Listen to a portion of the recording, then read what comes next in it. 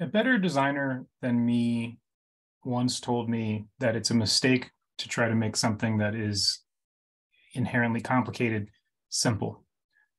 What's better is to make something that is inherently complicated clear. This is something I fail at a lot, and anybody who's been following this account, the Patreon account that I'm making this the last post for, or my YouTube account, anything that I produce, knows that I fail at that a lot. It takes a very high degree of brilliance and a lot of effort to make complicated things clear. It's very easy to make complicated things simple. You just cut out all the parts people don't like and people don't like to talk about. And then it's so simple. I'm leaving Patreon. And if this post was just about me leaving Patreon, it could be maybe 30 seconds longer because your time is valuable. And I, even when I'm struggling to make things clear, really like to only take up your time with messages you are going to be able to use to improve your life, your decision-making, your relationships, your organizational design, or if nothing else, your gardening or your ability to safely punch your friends in the face for spiritual efficacy. Some of y'all know that. Some of y'all don't know that about me. But anyway, I'm leaving Patreon. But this post is actually about something that's much bigger, and it is about the just epidemic fascination with oversimplification, most often referred to as tribalism, or most often manifests as what people call tribalism. I don't like the term tribalism because tribalism sounds fucking cool. It also sounds really like kind of anti-indigenous to criticize things for being tribalistic. Not super into that.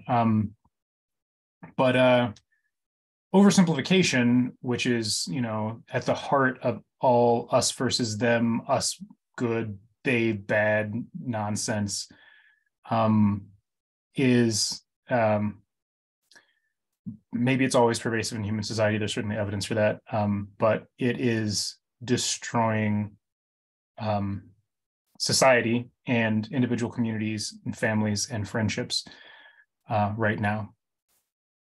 Some time ago, not super long ago, it was discovered that maps were taking refuge at Patreon. And when I say maps in this context, I'm referring to minor attracted persons.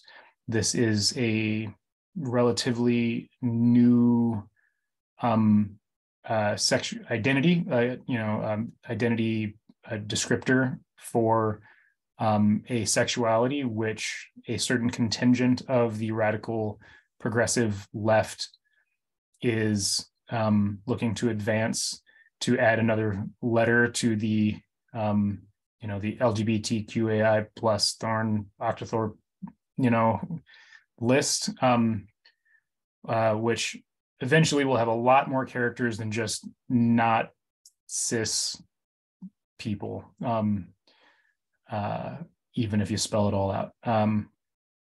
And so they want to add a P to that that collection of letters and people. And there are real, functionally intelligent adults who manage to get their pants on every day and not, get killed in traffic, who can think and make decisions and pay their bills, who genuinely believe that pedophilia is a valid and socially endorsable sexuality. And they identify as MAPS and no longer as pedophiles, because pedophile is a psychopathology. It is a mental illness. And so they don't want to identify as having a mental illness. Of course, there are still adults who recognize that they have this mental illness and they seek therapy, and they stay away from children. And we, refer to these as, responsible adults who have an illness. And something that I don't think I remember being controversial until somewhat recently is that if you are a responsible adult, you try to keep your illnesses from negatively affecting other people. In recent years, that has become very controversial. And so there have been profiles managed by MAPS on Patreon. These profiles have also been period, they get removed over time.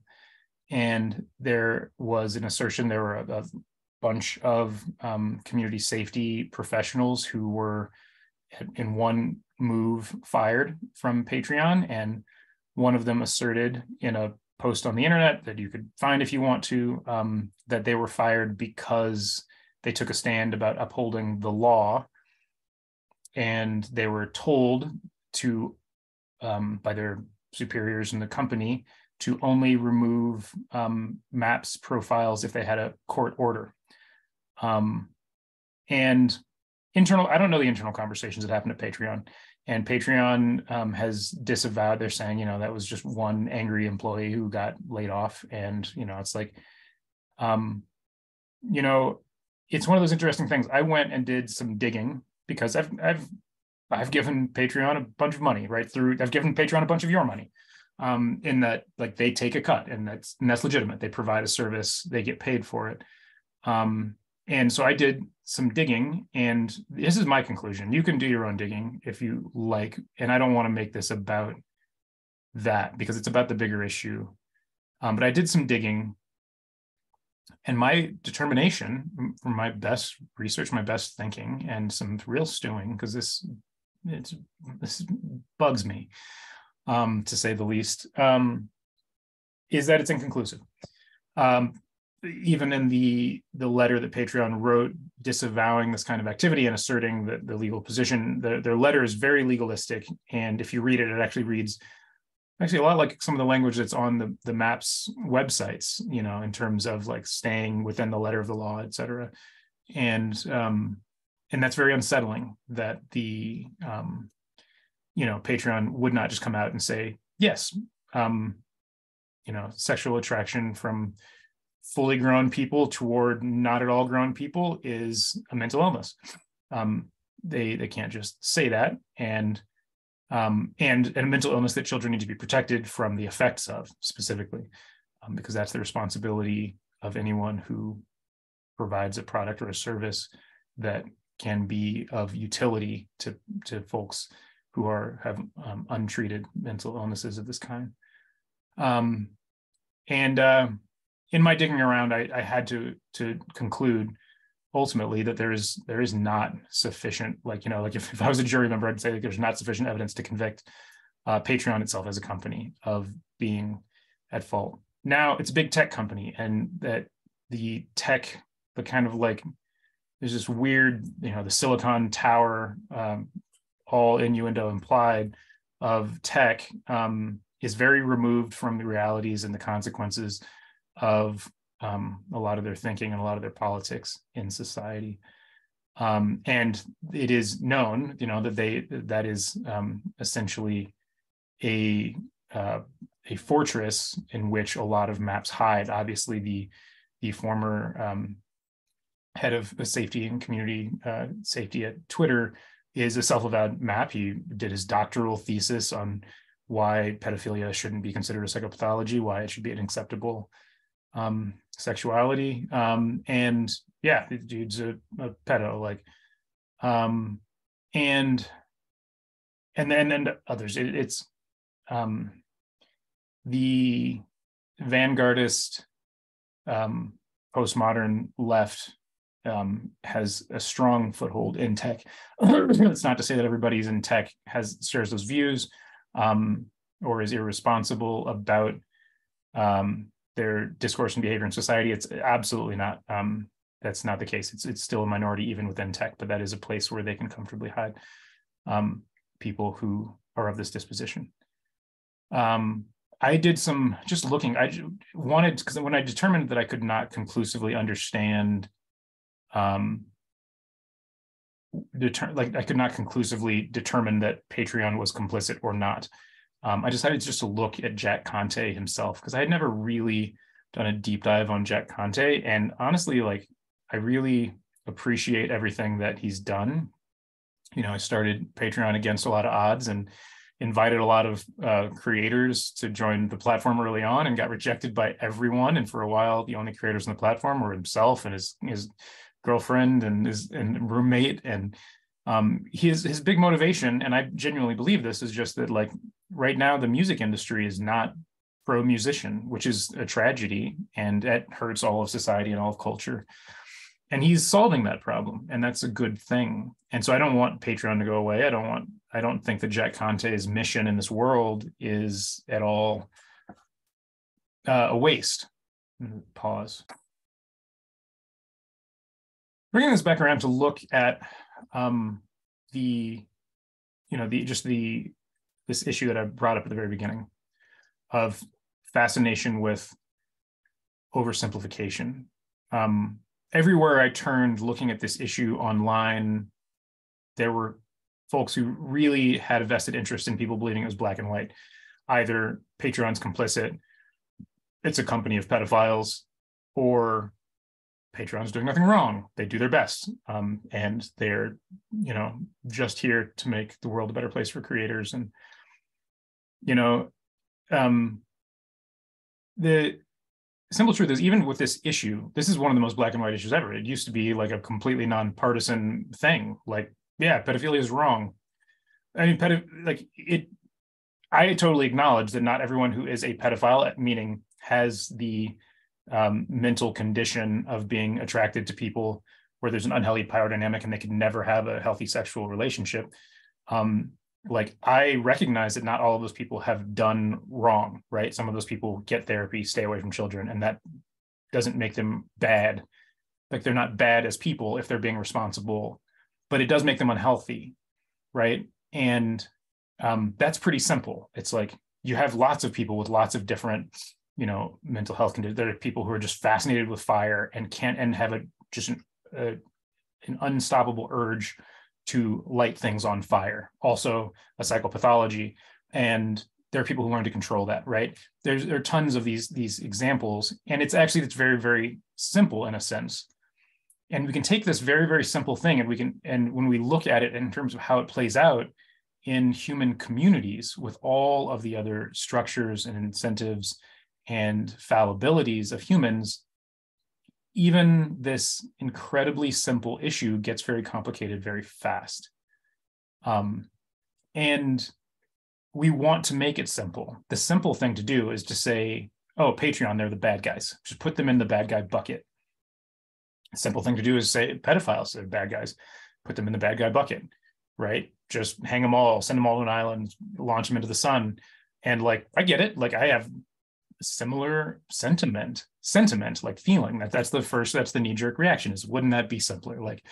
But these are people, and some of them recognize that they have a problem, and some of them will recognize that they have a problem, and so then the question becomes, well, what do we do? This type of mental condition is even just hard to research. It's hard to get people to come forward about and talk honestly about with their providers. So we need to accept complexity. And I have just a brief list of just to put this into context, because this is bigger than whether or not tech companies are accepting of maps as a legitimate sexual identity on their platforms, right?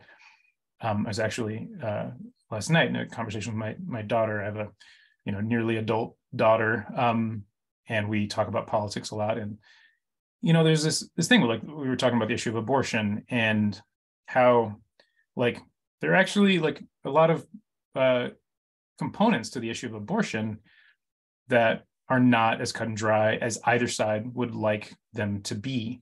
And in the end, all the arguments kind of come down to brass tacks. It is actually a religious issue. It's whether or not you fundamentally believe in the sanctity of life itself, and whether or not you have a clear definition of what human is, beyond Homo sapien, what is human life? That's kind of a religious position at a certain point. And when does it become sacred? And is there anything that is divine and sacred and meaning needs to be just de facto protected and that kind of thing? And we're talking about gender and how there's this thing where people on both of the dominant vocal sides of the gender discussion really want it to be cut and dry, want it to be black and white. Those blue-haired people that share bathrooms are bad, or those, redneck hicks that want us all to, cover up and like drive trucks. They're ignorant. Like, but things aren't that simple, right? There are a lot of people here in the US who believe that there's this very small, very uneducated population out in the country that elected Donald Trump because they have a disproportionate, electoral college advantage in proportion to the number of people there are. And it's like, okay, well, what really constitutes a majority? Because that group of people is actually very connected to reality in the sense that they provide for the very real existence of all of the more liberally minded people living in cities. When I say provide for the existence of, I mean, they build the majority of the infrastructure. They provide basically all of the energy. They provide almost all of the food. They show up and fix things when those things are broken. And those are the people that, basically like my friends want to dismiss as backwards and ignorant. And I was like, well, if they're backwards and ignorant, like how is it that they're keeping all of us alive? Maybe we should be grateful for them. And also look at the fact that most of the occupations and lifestyles that they lead that we're dependent on are actually like physiologically gender constrained. Watch videos, look up videos of people working oil rigs. Look them up. Look up crab fishing. Look at what it's like. Look at what mining is like. Soldiering. All of these different things. Yeah, there are some women who do these things, and that's wonderful. And I think that gatekeeping on the basis of gender is absolutely wrong. But these roles that are still crucial to human life and are decreasing in number because of technology, they're pretty gendered physiologically, right? And when I say gendered, I mean sexed in this context. And so let's try to understand their perspective. And when we try to understand each other's perspectives, what happens is all of a sudden we realize these issues aren't cut and dry and simple. And our tribe, the us versus them thing doesn't work. Similarly, guns, people are, to talk about, this problem is only a problem in the US because we have such easy access to guns. And it's like, okay, well, as you admit, it's only a problem in the US, but in Switzerland, not only do you have access to guns, but if you want to be a citizen, you have to have guns. And they don't have this problem, right? And every citizen owns guns because they're required to. If you don't, you're not a citizen. Even if you were born there, even if everybody in your family for generations back was born there, you still don't get citizenship if you don't participate in the military reserves and keep the necessary equipment in your house, right? And they don't have these problems. Japan is even more disarmed than we are, and they've been had a civilian disarmed populace for hundreds of years, long before they had access to any kind of semi-automatic firearms. They had plenty of firearms. They had firearms before the West did. But kind of single shot, shotguns, Saturday Night Special kind of things. But once they got, basically the point is they've been disarmed since civilian disarmament meant you don't get swords, and it works in their culture. They're not Switzerland. It's a different culture, right? And we want these things to be cut and dry. It should work this way everywhere. And there's this ideological thrust to simplify things, to pretend that context doesn't matter. All rich people are bad, all poor people are good. Well, the guy that stole your packages off your patio was not a rich guy.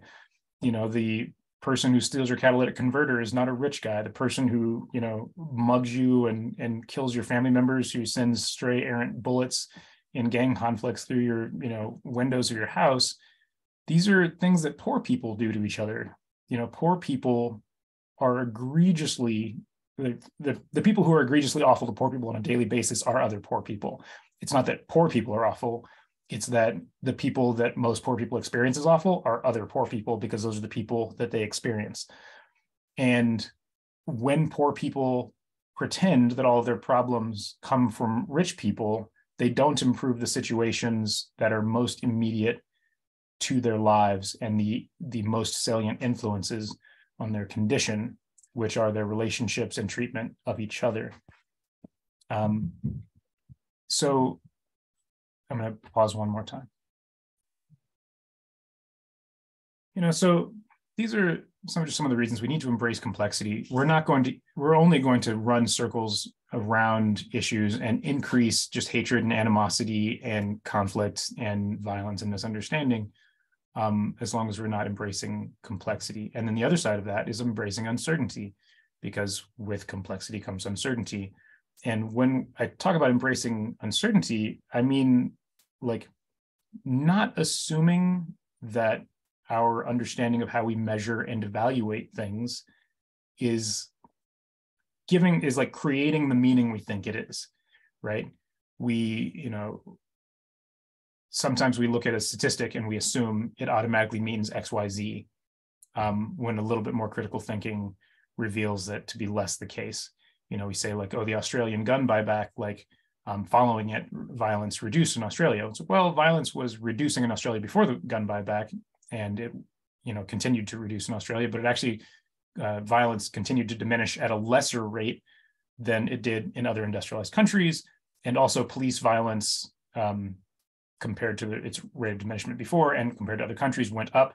And police use of non-lethal weapons also, it just straightforwardly went up. That's tasers and pepper spray and those things, increased after disarming the populace. And so it's just like, okay, the facts don't always give the whole story, because you can never look at all of the facts. And even the facts I just gave, it's like, okay, well then what's the next layer? And on and on. How we measure and evaluate is uncertain and incomplete. The narratives we tell ourselves, the narratives that we say are now evil, about Columbus or Cortez and all those things. The narratives that we say are the good narratives. These are the right narratives that we should be telling, about indigenous land management and all those things. Like, these things are also incomplete. Like, there were some asshat indigenous people like that did horrible things to each other. There's a long legacy of conquest, among the Niwot people, internal conflict and struggle and imperialism that had nothing to do with Europe and came long before Europe, where the Aztecs specifically were like horribly brutal to other tribes and these things, and that doesn't fit within the current simplified narrative. And so when we talk about uncertainty, recognizing that our narratives are in virtually all cases oversimplified. Our structures, the structures we live within, our family structures, the structures of our organizations, the structures, our governmental structures certainly, are not, like, we should not be certain that the structures are as they are described, and we should not be certain that the structures will persist, and we should not be certain that they will provide what they say they're going to provide, or that they have ever provided that, or that they will continue to, right? And there's a lot in there, but having certainty in the nature and permanence of our structures is also a mistake. Believing in the certainty of our processes, how we do things from day to day, and the amount of confirmation bias and just habituation that exists in most processes, and lack of reflection and intentionality, it's a big deal, because the world itself is changing around us, and a lot of our processes need to be rethought. And then the biggest thing is we need to be uncertain about outcomes. Everyone's got a plan until they get punched in the face. Thank you, Mike Tyson. One of the biggest things that I see with the legalistic approach to these issues, abortion, gender, guns, energy, economics, property, family, that's what I had in my list of things we should recognize the complexity of. But when I see folks that say like, oh, we should just like ban transgender people from sports, it's just like, okay, well, what do you think the outcome of that is going to be? Like, we have definitely seen very real and tangible negative outcomes of some specific trans people, who I think are actually, the issue is not that they're trans, the issue is that they're assholes. Like, a guy who's like ranked 130th in weightlifting and joins the women's division. Now he's like a champion. Like, that guy's, the issue's not that he's trans. Like, that doesn't matter. The issue is that he's a dick. Like, not that he has a dick, it's that he is a shitty person, right? Because of not recognizing and the situation. Like, I think most reasonable people from the Emperor's New Clothes level look at that situation and they say, like, yeah, that guy's kind of an asshole. Like, it's not about that person being trans. That person is not representative of trans people, right? But the knee-jerk outcome of the opposition is, well, ban trans people from sports. It's like, okay, well, what's the backlash from that?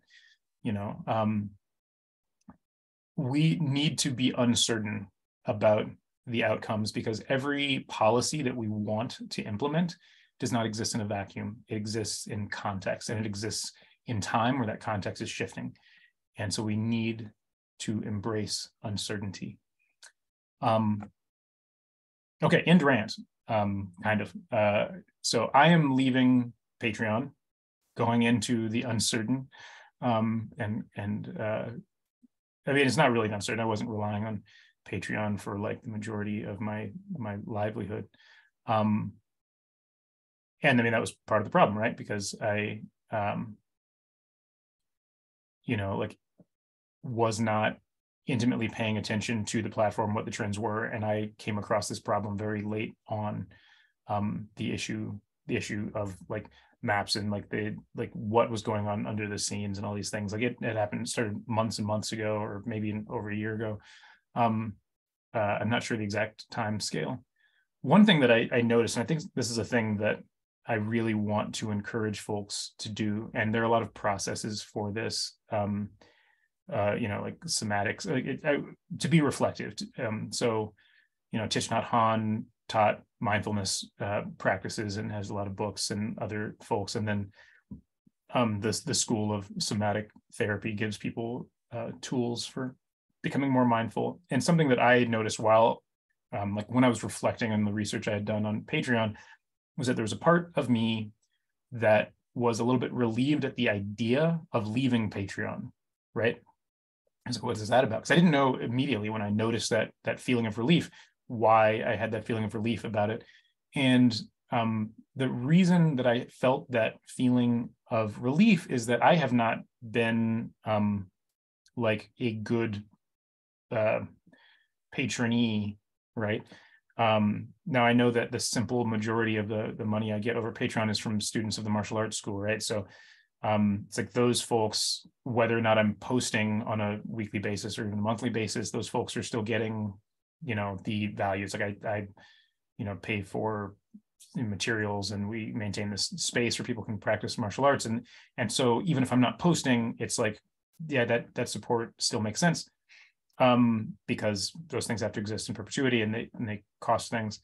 But not everybody on Patreon was supporting me for that. And I had a very open and loosely defined Patreon, because my mission in life is the furtherance of these skills and models, and this understanding that helps society to ground itself, to root, to be healthy, to establish timeless, long-lived things. Whether it's artifacts, communities, practices. What is it that preserves the humanity in humanity, right? What is it that preserves us and makes life worth living and good? That's really broad and open-ended, right? And that's my Patreon is kind of about that. That's social design, social permaculture. Martial arts is a big component of that, because I believe that the classical martial arts are critical to a healthy society, right? But I wasn't posting all the time, and that's really bad for the people who weren't martial arts students, because they're funding this person who posts super inconsistently. And so I realized I would feel relieved at the idea that I was no longer creating that like kind of like labor debt. And when I saw that in myself, I realized it's just time to leave and to do different things. And so that's what I'm doing, right?